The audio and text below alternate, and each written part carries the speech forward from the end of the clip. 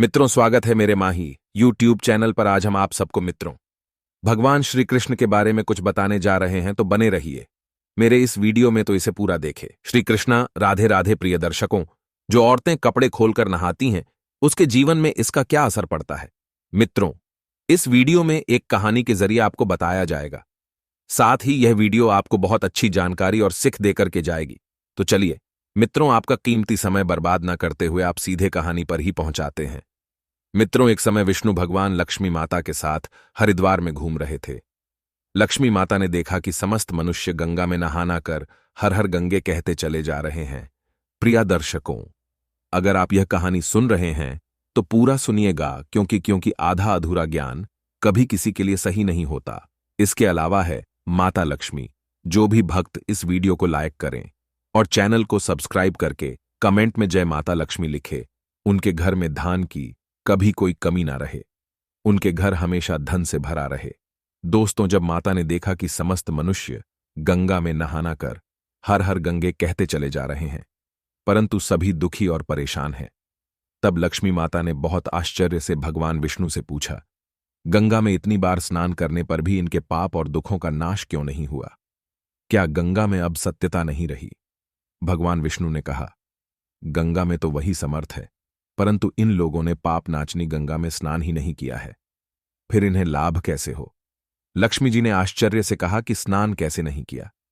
सभी तो नहा कर जा रहे हैं, अभी तक उनके शरीर भी नहीं सूखा है। भगवान विष्णु ने कहा, यह लोग तो केवल जल में डुबकी लगाकर आ रहे हैं, तुम्हें कल इसका रहस्य समझाऊंगा।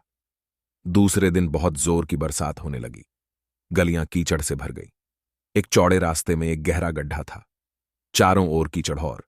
भगवान विष्णु ने लीला से विरुद्ध रूप धारण कर लिया और विवश की तरह गड्ढा में जाकर ऐसे पर गए जैसे कोई मनुष्य चलता चलता गड्ढे में गिर पड़ा हो और निकालने की चेष्टा करने पर भी ना निकल पा रहा हो।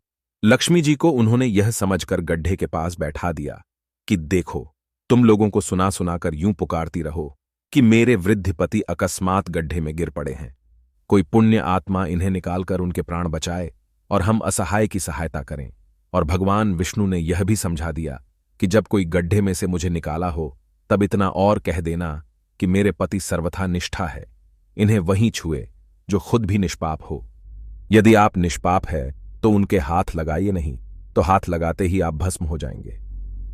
लक्ष्मी जी तथास्तु कहकर गड्ढे के किनारे बैठ गई और आने जाने वालों को सुना सुनाकर भगवान विष्णु जी की सिकाई हुई। बात कहने लगी, गंगा में नहाकर लोगों के दल के डाल आ रहे हैं और सुंदर व्यक्ति को यूं बैठे देखकर क्यों के मन में पाप और क्यों को कुछ धर्म का भाई हुआ। कई कानून से डरे और कुछ लोगों ने तो लक्ष्मी जी को यह भी सुना दिया कि मरने दे बुद्ध को। उन्होंने उसे वह व्यक्ति के पति को निकलना चाहा, परंतु लक्ष्मी जी के वचन सुनकर वह भी रुक गए। उन्होंने सोचा कि हम गंगा में नहाकर आए हैं तो क्या हुआ, पापी तो है ही, हम भस्म ना हो जाए। इस स्त्री के कथन के अनुसार हम खुद भस्म ना हो जाए, किसी का साहस नहीं हुआ। सैकड़ों आए, सैकड़ों ने पूछा और चले गए। संध्या हो चली। तब भगवान विष्णु ने माता लक्ष्मी से कहा, देख आया कोई सच्चे हृदय से गंगा में नहाने वाला।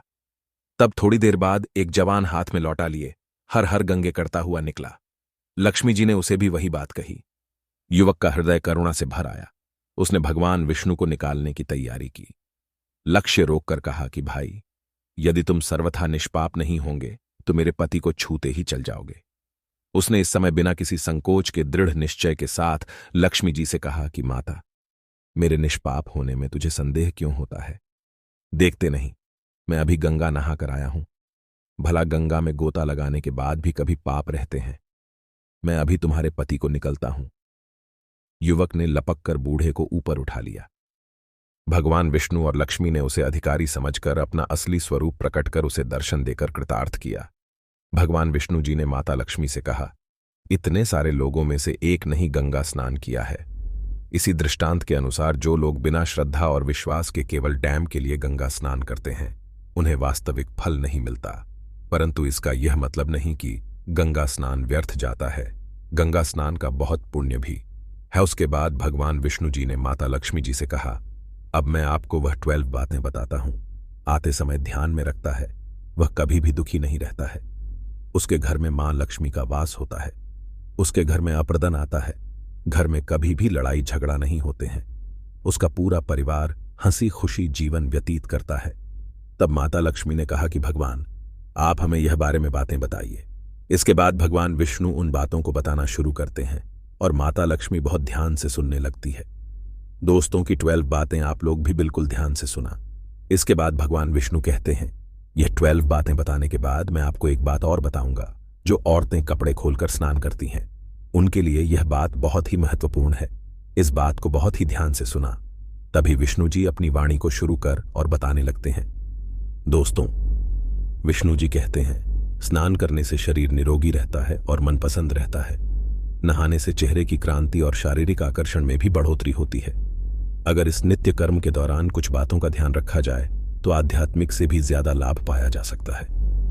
नहाने के क्रम में इन बातों का ख्याल जरूर रखा जाना चाहिए। नंबर 1, स्नान करने के बाद शुद्ध होकर पूजा पाठ आदि सारे काम करने के योग्य बनते हैं, इसलिए सुबह को स्नान कर लेना चाहिए। नंबर 2, शास्त्रों में कहा गया है, स्नान करने से इंद्र की प्राप्ति होती है, रूप, तेज, बल, पवित्रता, आयु, आरोग्य, निरुता। तब और मेरा नंबर 3, आरोग्य और स्वास्थ्य जाने वालों को हर मौसम में और हर दिन स्नान करना चाहिए। नंबर 4, शास्त्रों में कहा गया है कि सुबह स्नान करने से पाप का नाश होता है और पुण्य मिलता है। ऐसा कहा गया है कि सुबह नहाने वालों के पास नकारात्मक शक्तियां नहीं भटकती, इसीलिए सुबह स्नान करना ही उचित है। नंबर 5, बीमारी के हालात में सर के नीचे से ही स्नान करना चाहिए। गीले कपड़े से शरीर को पूछ लेना एक तरह का स्नान ही कहा गया है। नंबर 6, शुगर की लालिमा जाने से पहले ही स्नान लेना श्रेष्ठ माना गया है। नंबर 7, तेल लगाकर और दिल को मलमल कर नदी में नहाना माना है। इसकी जगह नदी से बाहर निकलकर तट पर ही शरीर साफ करके तब नदी में डुबकी लगाना उचित है। नंबर 8 पर कपड़े धोने जाते हैं, वहां का जल अपवित्र माना गया है, इससे कुछ दूर रहना चाहिए।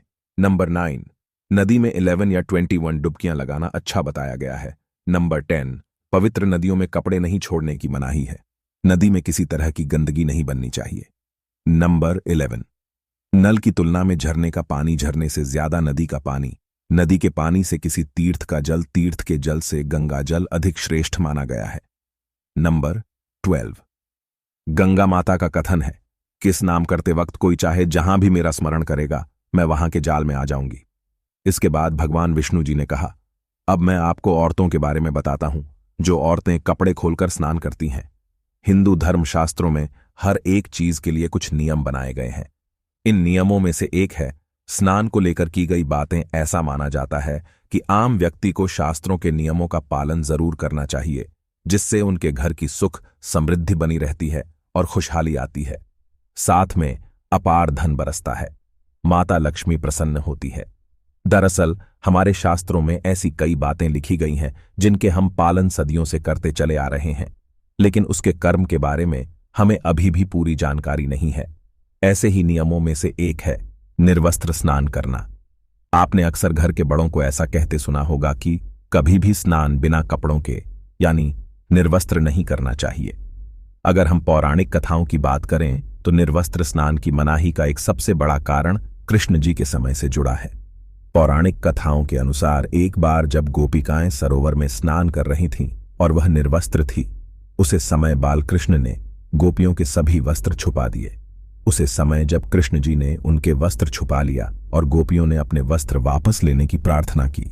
अब कृष्ण जी ने उन्हें समझाया कि कहीं भी बिना वस्त्र धारण किया स्नान नहीं करना चाहिए, इससे चल के देवता वरुण का अपमान होता है, इसलिए आपको निर्वस्त्र स्नान न करने की सलाह दी जाती है। अगर आप नहाते समय यह सोचते हैं कि बंद कमरे में कोई आपको नहीं देख रहा है तो ऐसा गलत है, क्योंकि ईश्वर आपको हर स्थान पर देखते हैं और यह आप निर्वस्त्र होकर स्नान कर रहे हैं, तो यह मुख्य रूप से जल के देवता वरुण का अपमान करने जैसा होता है। निर्वस्त्र स्नान से आपको पाप लग सकता है और आर्थिक एवं शारीरिक नुकसान पहुंच सकते हैं। यदि आप निर्वस्त्र स्नान करते हैं तो आपके शरीर में नकारात्मक ऊर्जा प्रवेश करती है और आपकी मानसिकता भी नकारात्मक हो सकती है। इसलिए हमेशा आपको यही सलाह दी जाती है कि आप ना आते समय कोई एक कपड़ा जरूर धारण करें, लेकिन बिना कपड़ों के स्नान न करें, तभी आपके लिए बेहतर होगा। निर्वस्त्र स्नान से शरीर की सकारात्मक ऊर्जा शरीर से बाहर निकल सकती है और इसका प्रभाव आपके शरीर के साथ आपके मन मस्तिष्क में भी होता है। गरुड़ पुराण के अनुसार जब आप स्नान करते हैं तब आपके पितृ यानी मृत्यु आपके आसपास मौजूद होते हैं। यदि आप निर्वस्त्र स्नान करते हैं तो आपको पितृदोष लगा सकता है। ऐसे स्नान करने से आपके पितरों को तृप्ति नहीं मिलती है और यह घर में पतिर्दोष का कारण बन सकता है। और यह वेस्टर्न से गिरने वाले जल को ग्रहण करते हैं जिनसे उनकी तृप्ति होती है।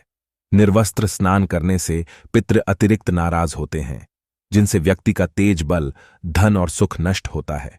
इसलिए कभी भी निर्वस्त्र होकर स्नान नहीं करना चाहिए। पुराने के अनुसार नहाने वाला पानी पूर्वजों के हिस्से में जाता है और निर्वस्त्र होकर नहाने से इसे पितरों के समक्ष बिना कपड़ों के नहाना माना जाता है। शास्त्रों में ऐसी मान्यता है कि यदि कोई निर्वस्त्र स्नान करता है तो माता लक्ष्मी उसे रूठ सकती है। इससे आपकी कुंडली में धन आने के योग बन सकते हैं और आपकी आर्थिक स्थिति खराब हो सकती है। इन्हीं कर्म से आपको निर्वस्त्र स्नान न करने की सलाह दी जाती है और शास्त्रों में भी इस बात की मनाही है। तो प्रिय मित्रों, कैसी लगी आपको यह जानकारी? अगर जानकारी अच्छी लगी है तो कमेंट बॉक्स में जरूर बताना और हो सके तो अपने मित्रों को भी शेयर करना और हमारे चैनल को सब्सक्राइब अवश्य करना। और दोस्तों, सच्ची श्रद्धा से कमेंट में जरूर लिखें, जय श्री राम, जय हनुमान, साथी देवों के देव, हर हर महादेव। सदैव आप पर अपनी कृपा बनाए रखें। प्रिय मित्रों, वीडियो को अंत तक देखने के लिए धन्यवाद। जय श्री राम।